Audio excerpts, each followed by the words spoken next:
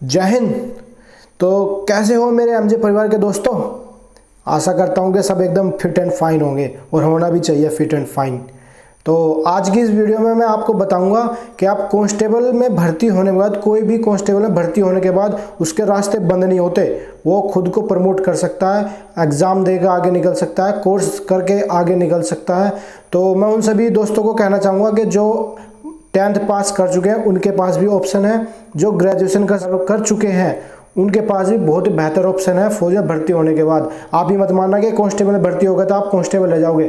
आपके अंदर अगर हुनर है, कैपेबिलिटी है, एबिलिटी है या कोई स्पेशलिटी है आपके अंदर खुद को इम्प्रूव करने की, खुद को प्रूफ करने की, तो आप पक्का एक कांस्टेबल से आगे निकल जाएंगे। तो मैं इस वीडियो को मैं बहुत ही बेहतर तरीके से समझाने की कोशिश करूंगा और आशा करता हूं वीडियो को लास्ट तक देखना, वीडियो को स्किप मत करना क्योंकि बहुत ही हेल्पफुल वीडियो आपके लिए। और जो दोस्त हमारे नए आए हैं प्लीज़ चैनल को सब्सक्राइब कर दीजिए और बेल आइकन दबा दीजिए ताकि आने वाली जो वीडियो रहेगी उसका नोटिफिकेशन आपके पास सबसे पहले पहुंच चुके। तो ठीक है, चलिए दोस्तों शुरू करते हैं। दोस्तों, अगर सबसे पहले आप 10th पास हो तो आपको उसमें कोई प्रॉब्लम नहीं है, आपके लिए बेहतर है आप 12th के लिए अप्लाई कर दीजिए और NOC आपको डिपार्टमेंट पक्का दे देगा। उसके बाद अगर आप 12th पास हो तो आप जो है ग्रेजुएशन के लिए अप्लाई कर दीजिए। ग्रेजुएशन के लिए अप्लाई कर आप कैसे कर सकते हैं, तो आप इग्नू से अप्लाई कर सकते हैं या ओपन लर्निंग से अप्लाई कर सकते हैं। डिपार्टमेंट उसके लिए भी आपको NOC प्रोवाइड कर देगा। और तीसरा क्या, आप अगर ग्रेजुएट हो ऑलरेडी ग्रेजुएट होकर ही डिपार्टमेंट में जाते हो तो ये सबसे बेहतर है। आप जो है डिपार्टमेंटली भी दे सकते हो और एक्सटर्नल आउटसाइड भी एग्ज़ाम दे सकते हो। डिपार्टमेंटल एग्ज़ाम में आप कौन कौन से एग्ज़ाम दे सकते हो, ASI, SI और असिस्टेंट कमांडेंट AC आपके। और अगर आप एक्सटर्नली एग्ज़ाम देना चाहते हो तो उसके लिए आपके पास बहुत सारे ऑप्शन हैं। आप कोई से भी एग्ज़ाम अप्लाई कर सकते हो, किसी भी तरह का एग्ज़ाम।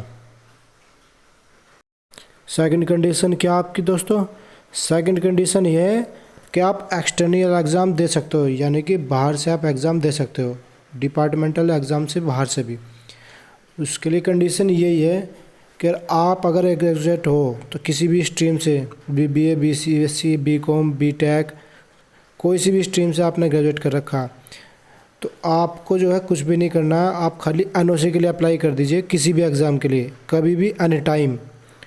ठीक है, आप कौन सा भी बैंक का CPO, CGL, SI, state police sub inspector, assistant commandant, UPSC, civil services, railway, any exam. लेकिन इसमें कंडीशन एक है एकमात्र कि कांस्टेबल में भर्ती होते हो या फिर SI में भर्ती होते हो तो आपका ग्रेड पे है ना या बेसिक पे जिसमें भर्ती हुए हो तो उससे अब होना चाहिए। कोई से भी एग्ज़ाम आप देना चाहते हो तो डिपार्टमेंट आपको परमिशन दे देगा। जैसे आप सब इंस्पेक्टर से एग्ज़ाम देना चाहते हो तो जैसे आप AC के लिए अप्लाई करते हो तो AC का जो ग्रेड पे है बेसिक पे जो होता है वो सब इंस्पेक्टर से ऊपर होता है। तो आप जो CPO से डायरेक्ट भर्ती होकर जाते हैं तो असिस्टेंट कमांडेंट का एग्ज़ाम आफ्टर सम टाइम दे सकते हैं। ठीक है दोस्तों। और NOC कब मिल सकती है, NOC अप्लाई करने का तरीका क्या है, उसके लिए सबसे पहले कंडीशन है, जैसे आज की तारीख है 21 अगस्त और लास्ट डेट है 30 अगस्त। ठीक है दोस्तों, अगर 30 अगस्त से पहले आपने भर के दे दिया डिपार्टमेंट को तो डिपार्टमेंट आपको परमिशन दे देगा। अगर उससे आप लेट हो जाते हो 30 अगस्त से तो उसमें आपको परमिशन चांस मिलने के लिए बहुत कम चांस है। परमिशन हो जाएगी तो आपको डेफिनेटली छुट्टी भी मिलेगी और एग्ज़ाम देने के लिए आपको छोड़ा जाएगा ट्रेनिंग सेंटर से, या ट्रेनिंग सेंटर के आप मतलब सर्विस आपकी स्टार्ट हो गया ट्रेनिंग सेंटर कंप्लीट होने के बाद भी तो डिपार्टमेंट आपको पक्का अलाउ करेगा। तीसरी कंडीशन क्या है दोस्तों, डिपार्टमेंटली एग्ज़ाम देकर आगे निकलने की। डिपार्टमेंटली एग्ज़ाम देकर क्लर्क बनने के लिए या फिर सब ऑफिसर बनने के लिए आपके पास बेहतर ऑप्शन है। आप इससे असिस्टेंट कमांडेंट बन सकते हो, सब इंस्पेक्टर बन सकते हो या ASI बन सकते हो या क्लर्क भी बन सकते हो। जो 12th पास हैं वो हेड कांस्टेबल क्लर्क के लिए एग्ज़ाम दे सकते हैं। LDC एग्ज़ाम होता है, LDC मतलब लिमिटेड डिपार्टमेंटल कॉम्पिटिटिव एग्जामिनेशन। इसका ग्रेड पे भी जो है ग्रेड पे या बेसिक पे जो है कांस्टेबल से अबव होता है। जो बंदा ग्रेजुएट है वो भी LDC एग्ज़ाम दे सकता है। वो क्या क्या दे सकता है, ASI, SI या असिस्टेंट कमांडेंट। इसके बाद कंडीशन क्या क्या लगती है इसमें, एप्लीकेबल कंडीशन क्या क्या होते हैं। 3 साल से 5 साल की आपकी सर्विस होनी चाहिए। विदाउट पनिशमेंट, कोई पनिशमेंट नहीं होना चाहिए। और इस एग्ज़ाम की खासियत है कि आपके पास 3 चांस होते हैं। अगर आप एक में पास नहीं होते हो तो दूसरे में पास नहीं होते तो तीसरा चांस आपको मिलेगा पास होने के लिए। और अगर इसका सिलेबस देखें तो सिलेबस के बारे में समझा देता हूँ आपको।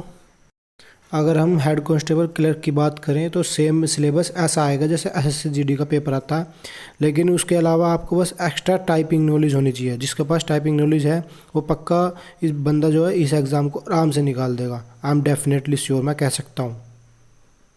उसके बाद दोस्तों बात करते हैं एलडीसी से जो डिपार्टमेंटल भर्ती होते हैं एएसआई और एसआई। इसमें जो है सिलेबस सेम आता है जैसा कि सेम मतलब सीपीओ में आता है, बिल्कुल एग्जैक्टली सेम आता है, इंग्लिश, मैथ, रीजनिंग, जीके।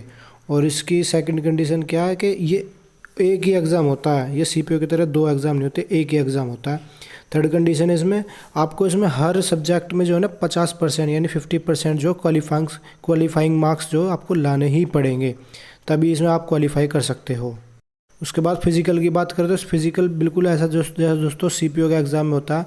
आपका 1600 मीटर 6.5 मिनट में, लॉन्ग जंप, हाई जंप, बिल्कुल सेम सारी टर्म्स कंडीशन सीपीओ वाले एग्ज़ाम के हैं, ठीक है दोस्तों। लेकिन एक बात ध्यान रखने वाली बात है कि तुम उस टाइम ट्रेंड सोल्जर बन चुके होगे, ठीक है, तो तुम्हें जो है कोई भी मतलब प्रॉब्लम होने की नहीं है। आपको लॉन्ग जंप, हाई जंप या रनिंग में तुम ऐसे धीरे मतलब मज़े में आप पास कर दोगे उस एग्ज़ाम को। उसके बाद अगर एसी की बात करें हम एलडीसी से, डिपार्टमेंटली असिस्टेंट कमांडेंट, इसका जो सिलेबस बिल्कुल मतलब सेम आता है जैसा कि यूपीएससी का आता है। जैसा कि यूपीएससी कंडक्ट करता है सेम वही सिलेबस है इसका भी। तो दोस्तों अगर वीडियो आपको अच्छी लगी और इस रिगार्डिंग आपको कोई भी अभी भी डाउट रह गया तो आप कमेंट में ज़रूर बताइए, मुझे व्हाट्सअप भी कर सकते हैं। आपका नंबर मेरा नंबर आपके पास है। और वीडियो को लाइक कीजिए या चैनल को सब्सक्राइब कीजिए और बेल नोटिफिकेशन को दबाइए ताकि आने वाली वीडियो में आपको मैं बेहतर रूप से और समझा सकूं, ठीक है दोस्तों। और डिपार्टमेंट से रिलेटेड मैं इस तरह की वीडियो लेकर आता रहूँगा। तब तक के लिए जय हिंद, जय भारत, वंदे मातरम।